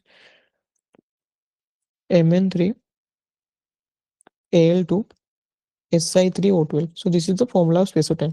तो स्पेसोटाइन is basically Mn rich, ठीक है. स्पेसोटाइन Mn rich होता है. तो यहाँ पे आपको mole fraction निकालना पड़ेगा ऑफ कोर एंड रिम. तो कोर पे Mn का कितना मोल फ्रैक्शन है एंड रिम पे Mn का कितना मोल फ्रैक्शन है उसका निकालना पड़ेगा, ठीक है. एंड हमको पता है ये जो साइड होता है यहाँ पे क्या होता है, टोटल मोल कितना है 3 है, ठीक है. सो ये Mn जो साइड पे है वहां पे उसका टोटल लाइक मोल, मतलब टोटल मोल कितना है 3. अगर तुम यहाँ पे मिलाओगे भी तो 3 ही निकलेगा, ठीक है. सो यहाँ पे टोटल मोल है 3. तो पहले हम कोर पे निकालते हैं. 8 core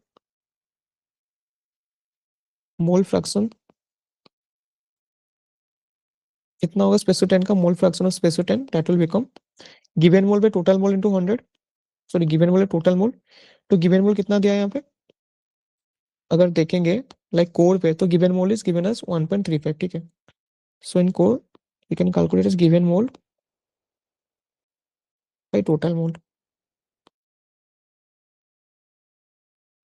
So the given mole is given as 1.35, total mole is given as 3. So if you divide it, it is 1.35 by 3. So it will become 0.45 at core. Similarly, at rim, the mole fraction of spacer 10, यहाँ पे भी ऐसे निकाल सकते हैं हम। यहाँ पे लाइक वही गिवन मोल पे टोटल मोल, तो यहाँ पे लाइक रीम के लिए यहाँ पे कितना एम एन कितना है, 0.75 है। So this is 0.75 divided by 3 equal to 0.25, ठीक है। तो हमने कोर पे निकाले, रिम पे निकाले। अभी पूछा है कि इन दोनों के बीच में डिफरेंस क्या होगा, कोर पे जितना है मोल फ्रैक्शन है, रिम पे जितना है मोल फ्रैक्शन, के बीच डिफरेंस कितना होगा। So what will difference, so difference will be 0.45 minus 0.25, difference will be 0.45 minus 0.25, so that will be 0.20. Okay, so this will be the answer. Okay,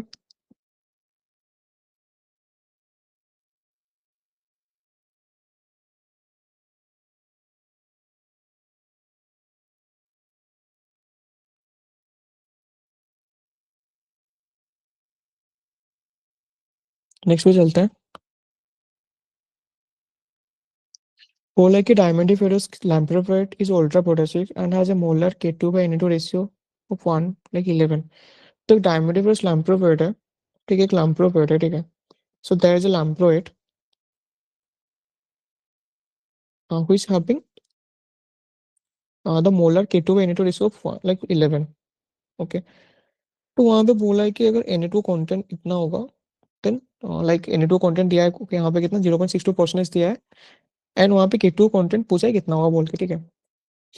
तो पहले हम लिख लेते हैं like Na2 by K2 content कितना दिया है। So here the K2 by Na2 content is given as, ये the K2 by Na2 content is given as 11, ठीक है। यहाँ पे N like K2 by Na2 content कितना दिया, 11 दिया है, ठीक है। उनका रेशियो दिया 11, एंड बोला है कि if the Na2 content of the rock is 0.62% then K2 कितना होगा बोल के, ठीक है।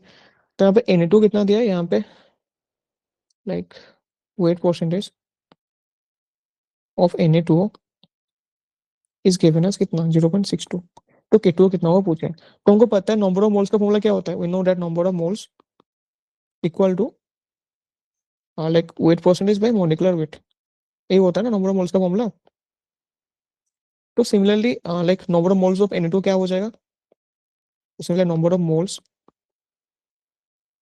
Of Na2 that will become weight percentage of Na2 right, total total molecular weight of Na2। So Na2 का वेट परसेंट कितना दिया है 0.62% डिवाइडेड बाय टोटल, इसका वेट कितना है Na2 का 61.98, तो इसको अगर डिवाइड करेंगे सो इट विल बिकम 0.01।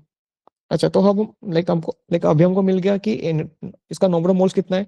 तो इसको अगर हम रेशियो में पुट करेंगे तो will get the number of moles of like what K2O। So यहाँ पे K2O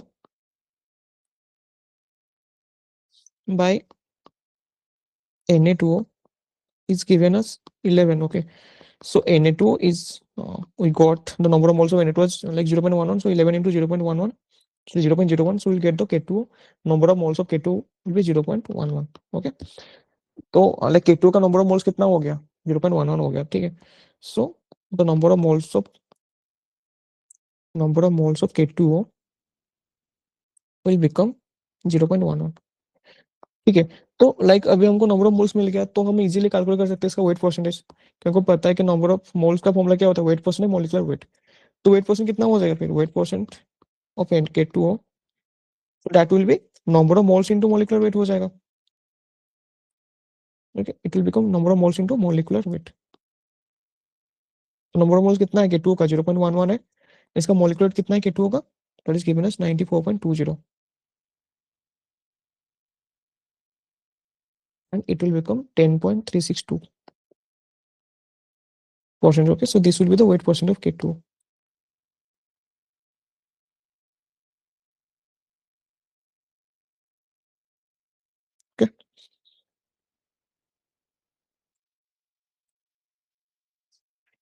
देन बोला है यहाँ पे when a duet comprising of pure phosphate undergoes melting, the weight percent of MgO in the melt will be dash. तो like एक Dunant है जो कि लाइक पूरा फोस्फेट से बना हुआ है, ठीक है, वहाँ पे 90% ज्यादा फोस्फेट ही है। तो बोला है कि वो जो मेल्टिंग होगा उसका फोस्फेट का, तो उसका वेट परसेंट कितना होगा वो मेल्ट में, ठीक है। So we know that first का फॉर्मूला क्या होता है, Mg2SiO4। तो हमको बेसिकली Mg2SiO4 में एमजीओ का वेट परसेंट कैलकुलेट करना है, ठीक है। So weight percentage of MgO in percent क्या हो जाएगा, that will be weight of MgO divided by molecular weight of phosphate, weight of MgO by molecular weight of phosphate, मतलब total weight कितना है फॉस्फेट का Mg2SiO4।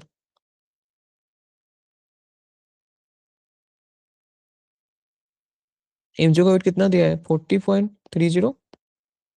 Mg2SiO4 इसको करेंगे तो क्या हो जाएगा, इसको अगर हम ब्रेक करेंगे तो 2 MgO प्लस SiO2, ठीक है। तो MgO का कितना है यहाँ पे 2 मल्टीप्लाई करना पड़ेगा क्योंकि 2 MgO है, divided by 2 × 40.30 plus SiO2। SiO2 कितना दिया है वेट 60.08 दिया है, ठीक है। अगर परसेंटेज पूछा है तो we need to multiply into 100। So 80.60 divided by 140.68 into 100. So it will become 57.29 percentage. So this will be the answer. तो ये आंसर हो जाएगा, ठीक है, याद रखना। सो किसी का वेट क्वेश्चन कैसे कैलकुलेट कर सकते हो, like weight of that particular oxide divided by total weight of that particular mineral into 100, ठीक है।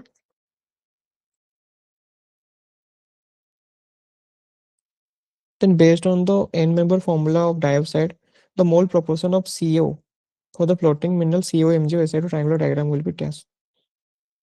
सो यहाँ पे डाइऑक्साइड मिनरल दिया है, ठीक है। डाइऑक्साइड का फॉर्मूला क्या होता है CaMgSi2O6। इसको ब्रेक करेंगे तो क्या हो जाएगा CaO plus MgO plus 2SiO2। तो यहाँ पे पूछा क्या मोल प्रोपोर्शन पूछा है, ठीक है। इसका CO का पूछा है। सो मोल प्रोपोर्शन परसेंटेज ऑफ CaO। तो मोल प्रोपोर्शन कैसे निकलेगा, लाइक जो मोल का चाहिए हमको गिवन मोल, सीओ को चाहिए तो गिवन मोल ऑफ सीओ कितना मोल है इसका divided by total mole into 100 करना है, क्योंकि परसेंटेज पूछा है तो 100 करना पड़ेगा, ठीक है। Total mole into 100। तो यहाँ पे सीओ का मोल कितना है 1 है, एमजीओ का भी 1 है एंड एसआईओ का 2 है। तो सीओ का 1 बाई 1 + 1 + 2, सीओ का 1 प्लस एमजीओ का 1 प्लस एसआईओ का 2 इंटू 100। सो कितना हो जाएगा ये 1/4 इंटू 100। सो कितना हो जाएगा मोल प्रोपोर्शन सीओ का, it will become 25%। Okay, so the mole proportion of CaO in dioxide is 25%। Similarly तुम दूसरों का भी निकाल सकते हो, अगर तुम SiO2 का निकालोगे तो कितना होगा, अगर SiO2 का मैं निकालूंगा तो डेट विल बिकम 2/4 इंटू 100, तो 50% आएगा। एंड बाकी MgO कितना आएगा, MgO का माइनस कर दूंगा 50 + 25, सो 100 माइनस कर दूंगा तो कितना हो जाएगा सेम 25% आएगा, ठीक है। ओके, नेक्स्ट क्वेश्चन बोला है a mineral has weight of 4.5 grams in air and 3.2 grams in water. एक मिनरल को वेट किए तो लाइक 4.5 ग्राम आया एयर पे एंड 3.2 ग्राम आया वाटर पे। तो बोला कि assume the density of water to be 1 gram per cc, तो उसका स्पेसिफिक ग्रेविटी कितना होगा मिनरल का। तो the weight of mineral in air that is 4.5 gram, the weight of mineral in water is given us 3.2 gram. Okay, and हमको पता है जो एक फॉर्मूला होता है स्पेसिफिक ग्रेविटी का, that is the weight of mineral in air divided by weight of mineral in air minus weight of mineral in water, ठीक है। ये फॉर्मूला है स्पेसिफिक ग्रेविटी कैलकुलेट करने का। सो एयर पे कितना दिया, एयर पे दिया है 4.5 डिवाइडेड बाई 4.5 माइनस 3.2। तो इसको अगर सोल्व करेंगे so it will become 3.46. The specific gravity for this question will be 3.46. Okay. Next में चलता है। यहाँ पे बोला है in the उबारो like wide उबारो right garnet CA is the cubic CA is in cubic coordination, CR is in octahedral coordination and SI is in tetrahedral coordination. तो बोला है कि तो electrostatic bond strength of the Ca2 plus of the central ion is dash. यहाँ पे हमको bond strength निकालने के लिए बोला है, इलेक्ट्रोस्टैटिक बॉन्ड स्ट्रेंथ निकालने के लिए बोला है। ठीक है, तो अगर तुम पोलिंग रूल पढ़े होगे, सो this is the second rule. ये सेकेंड रूल होता है। ठीक है, पहला वाला रूल होता है रेडियोसिटी प्रिंसिपल, जहां से हम कोऑर्डिनेशन नंबर कैलकुलेट करते हैं। जो सेकेंड रूल होता है वहां से हम लाइक बॉन्ड स्ट्रेंथ कैलकुलेट करते हैं। ठीक है, mainly valency and coordination number से। सो यहाँ पे गिवन क्या दिया है, सो हियर इसके लिए निकलने के Ca2 प्लस के लिए निकलने के लिए बोला है। ठीक है, सो हियर बैलेंसी कितना है Ca2 प्लस का, बैलेंसी दिया है 2। एंड हमको पता है कि जहाँ पे क्यूबिक कोऑर्डिनेशन होता है वहाँ पे कोऑर्डिनेशन नंबर कितना होता है, 8 होता है। ठीक है, सो ये तो coordination number is given as 8। So we know that according to Pauling second rule, so according to Pauling's second law, Pauling's का सेकंड लॉ के बेसिस पे क्या होता है, उसका फॉर्मूला क्या होता है, electrostatic bond strength, electrostatic bond strength is the ratio between valency and coordination number. ये दोनों का रेशियो है। ठीक है, so the valence is given as 2 and the coordination is given as 8, so 2 by 8 that is 1 by 4, that is 0.25. Okay, तो इसको याद रखना। So the electrostatic bond strength will be 0.25%. Okay, ये सेकंड रूल का basis पे। First rule क्या बोलता है, रेडियोसिटी प्रिंसिपल के बारे में बोलता है, जो फर्स्ट रूल होता है पॉलिंग्स का। Okay, let's move to the last question. तो यहाँ पे क्या बोल रहे हैं, तो radii of A2 plus A+2 and B minus answer 1.12 and 1.31 angstrom. तो यहाँ पे रेडियस ऑफ कार्टन कितना दिया है, तो radius of carton is given us 1.12 angstrom and the radius of anion is given as 1.31 angstrom. Okay, then पूछा कि इसका coordination number कितना होगा। So how to calculate the coordination number? So before calculating the coordination number, first you need to calculate the radius ratio. So तुम ऐसे ही coordination number calculate नहीं कर सकते। ठीक है, डायरेक्टली तुमको उससे पहले radius ratio calculate करना पड़ेगा। And how can you calculate the radius ratio? So remember that the radius ratio is the ratio between radius of cation and radius of anion। ये दोनों का रेशियो होता है। ठीक है, तो यहाँ पे रेडियस ऑफ कार्टन कितना दिया, 1.12 दिया है, and radius of anion is given as 1.31 angstrom, so the value will be common on 0.85। तो देखो ये तो 0.85 हो गया, तो अभी देखना पड़ेगा कि 0.85 किस पे लाई करता है। ठीक है, उसके लिए तुमको पूरा टेबल याद करना पड़ेगा। That is the radius ratio, the value कितना है उसके बेसिस पे कॉन्डेंस नंबर होता है, एंड उसके बेसिस पे टाइप होता है। ठीक है, उसको क्या टाइप बोलते हैं। So if the radius ratio is less than 0.155 then the condense number should be 2। इसको मेनली लीनियर बोलते हैं। ठीक है, if the radius ratio varies between 0.155 to 0.223, then the coordinate number will be 3, and that is known as triangular. The type is known as triangular. And if the like radius ratio is varies between 0.225 to 0.414, then the coordinate number should be 4, and that type is known as tetrahedral.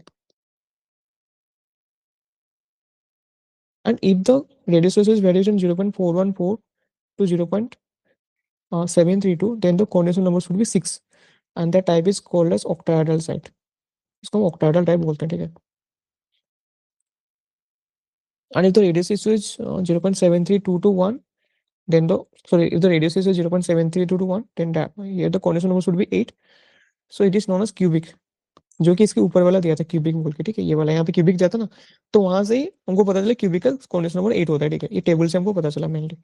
Then अगर 1 होगा तो यहाँ पे coordinate number 12 होगा, and इसको हम mainly cubic packing बोल सकते हैं, हेक्सागोनल क्यूबिक पैकिंग। ठीक है, तो यहाँ पे वैल्यू कितना आया था, 0.85 आया था। तो अगर तुम 0.85 देखोगे, so this 0.85 is basically lies between 0.732 to 1, तो उसका अकॉर्डिंगली यहाँ पे कॉन्डेंस नंबर कितना होगा, फिर 8 हो जाएगा। ठीक है, तो तुमको ये टेबल याद रखना पड़ेगा। तो पहले तुमको रेडियस रेशियो निकालना पड़ेगा, उसके बेसिस पे तुम देखना है कि ये जो टेबल है वहां पे कौन सा मतलब रेंज पे लाई करता है, तो यहाँ पे 0.73 to 1 के रेंज पे लाई करता है। सो फॉर दिस या तो कॉन्डेंसर नंबर विल बिकम 8। ठीक है, इसके बेसिस पे यहाँ पे कॉन्डेंसर नंबर 8 हो जाएगा। ठीक है, okay, thank you everyone, that's it for today. आज हमने मिनरोलॉजी का सारा न्यूमेरिकल खत्म कर लिया। Okay, then see you in the next class. Okay, thank you everyone, take care, bye.